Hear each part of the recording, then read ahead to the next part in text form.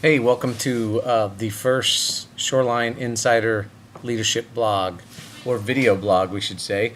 This is the first time that we've done something like this, so we're going to start out rough, but we should be able to get it. We are trying to use technology to our advantage so that we can equip, disciple, well, I should say it this way, reach people, equip them, and disciple them. So, I was reading a recently released study done on internet usage, and it said this, that it focused on the time that people spent on the web, on the internet, and what they were doing. And here's what it said. It said in 2003, 34% of internet users' time was spent reading content, just reading material, and that 46% of their time was spent on communications. Then they just did another study in 2007, and they found out that today 47% of their time was spent reading content, and that 33% of their time was used in online communications. So it's pretty funny because in 4 years the numbers have completely changed and reversed themselves. And what we saw as a trend of using it mainly for communicating, now people are reading content online and communication is less. It doesn't mean that they don't communicate with it. Now you may be asking, well, what does this mean to us? How does this relate to us as a church? How does this relate to us individually? Well, essentially we have to be asking ourselves as a church, what are we using the internet for? And I want to know, as your leader, how are you using the internet? Because I want to know, how can I be more effective as a leader? How can we use the internet as a resource so that we're more effective as a church? How can we help you be more effective as a leader by using technology? And obviously, if you're watching this, then you're a leader at Shoreline. So how can we help you use technology so that you can be more effective as a leader? Obviously, communication is going to be one of our primary concerns. If you were at the leader meeting on Tuesday night, we talked about not only using the video messages as a window into our church. We talked about, of course, I feel like I've been beating a dead horse as far as podcasting and putting our messages on the internet. We've been doing that for quite a while.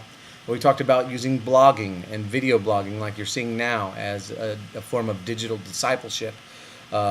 We looked at some of these things, and obviously we've talked about using it as a way of communication with Ezra and emailing and things like that.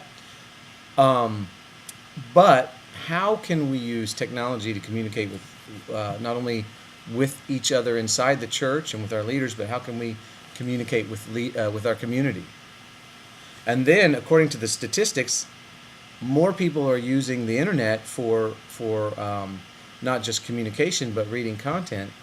So how can we use the internet? How can we use our website? How can we use technology so that we can communicate with the community and maybe engage them into not just reading about our church, although that's good, but maybe I've heard some people say online Bible studies. I'm asking that question, and I'm even asking you this question. How could we engage people through online Bible studies? We've talked about online life groups. We've actually done some online life groups, things like that. What are some other things that we haven't thought of? Because when it comes to technology, it's so easy to think outside the box because there is no box. Because if you can think it and you can figure out how to do it, you can do it. I think one of the goals is to foster discussion, even online discussion. That's why we started the website lettersfromtheinside.org, where we have encouraged people to go online, and we've done online Bible studies. See, that's our foray into an online Bible study that's connected with a message that we're doing on Sunday mornings. And we've tried to encourage people to go on and discuss the scriptures that we're doing. That's going to be a great idea. That's what we want to do with this website as well, this leadership website, where we can foster discussion. As a matter of fact, I'm going to ask you to comment on this video blog and the questions that I'm asking you. There's another facet to this idea of content. Not only content about God, content about theology. We can have on our website content about Shoreline so that people who are coming to our website, they can learn about our church. And we have to ask ourselves, what are the questions that they're asking when they come to our website? What are they looking for? What do you think we need to tell them when we steer people at work When we steer people in the marketplace to our website, what are the questions that they're going to ask? What are they looking for? How can we show them as a church what we value? And that if they value those same things, then they might say, hey, this is a church for me. So, and like I said, not only can we have discussions on Letters from the Inside, but I want to encourage you. This is our first video leadership blog. We've designed this inaugural post for you to be able to comment. And so I'm going to ask you to think about some of the questions that I ask right now, and then get on the post, which is down here on this website, and ask some questions. Come up with some answers, some ideas of the questions that I ask. And then let's brainstorm this on our own time. See, that's why we want to use technology, because we can do this on our own time instead of calling a meeting and brainstorming like we do our big idea meeting. This is something that you can look at when you get home, discuss it, put some comments on there, ask some questions, give some suggestions, and then we can all come to some conclusion.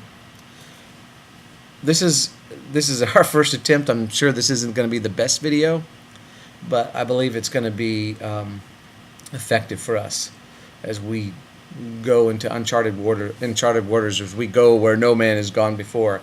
And it's totally weird talking to a camera and that there's nobody. I mean, nobody's even in this room with me, so I'm having a conversation with my computer. I usually do, but it's not good. It's like, you stupid piece of... Anyway, hey, I just want to thank you for making Shoreline a church for the real world. And I love working with you guys, and I'm looking forward to what this opens up. I believe this is going to open a whole lot of doors. So we will see you later.